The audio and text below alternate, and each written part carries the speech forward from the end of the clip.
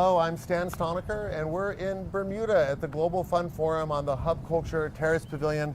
Joining me is Bryan Seeley, who's the author of a new book called Cyber Fraud, The Web of Lies. Now, Bryan, we spoke to you earlier about what you're doing as an ethical hacker and some of the things that companies can do, so that video will be available on the web.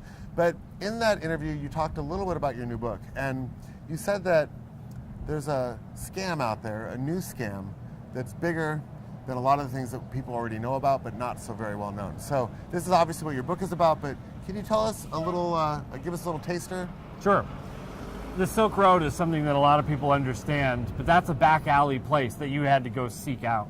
It wasn't some scam that showed up at your door and kidnapped your children. The type of fraud and the scam that I'm talking about in this book is on websites that are some of the most popular, run by the biggest companies in the world, and the scam is affecting small business owners and consumers in every city in the country.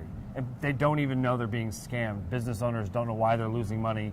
Consumers don't know what happened. And police haven't been basically ineffectual since. Do police understand No. the risk? No, So it's such a what's concept. the risk in a nutshell, or what is the issue? What is the scam in a nutshell?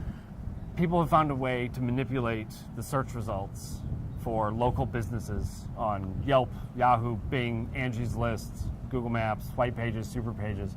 Anything that displays local business results is manipulated. They manipulate the results to show a fake business above the rankings of a real one. So they manipulate the results, they spoof the business, so they basically copy it, and so if you're going to those resources, you're getting directed to basically a shell.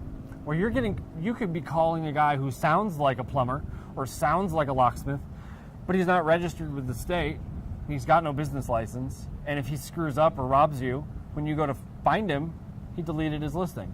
And I've seen this so many times where people are calling these locksmiths, putting in these new locks, and all of a sudden they go on vacation, they come home and their house is empty.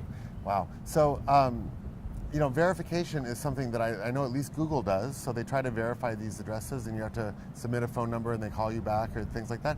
Are you saying that's not enough? I'm saying that a lot of these companies have holes in those processes, and I demonstrated that once or twice or more. I wiretapped the Secret Service in February of last year to prove the Google problem. How'd that go over? Not well. They weren't big fans of that. But Did they put you in a little room to talk about it? Really tiny guest suite. There's just a box. It was lucky it wasn't the trunk of a car, but right. It worked out really well. They ended up not putting me in jail, which is great. There was no criminal intent. I wonder if the NSA knew that you were wiretapping the CIA. I could just picture the guy there going, should we tell somebody? Because they're doing that we're wiretapping him while they're wiretapping I don't know what to do. Like, at what point does it become too silly for... Yeah. Do you talk about, in the book, statecraft at all? Because you're talking about small to medium-sized businesses as kind of, I would assume, large and distributed vulnerability. But a lot of the companies that we talk to are really looking at statecraft as now becoming a big issue for cybersecurity. The fact that you have government-funded hacking. The most scary thing that I can think of was the fact that I was able to spoof 2 government offices, and the fact that I could have essentially done it to all of them. And a state, using the techniques that I did and demonstrated and easily used, could be listening in right now to every single congressman, senator, bank, lawyer. They could be getting trademark information, they could be getting trade secrets, and we wouldn't have even known, because they're manipulating maps results to spoof businesses and are listening into the conversation. They could be.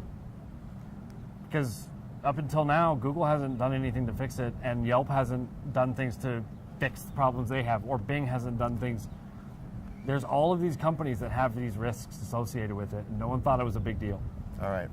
Okay, well, I mean, I'm depressed, but Cyber Fraud, The Web of Lies, out July 2015 on Amazon. I'm sure there'll be a lot more information in that book. Thank you, Bryan, for spending a little bit of time with us today. Appreciate it. Thanks for having me.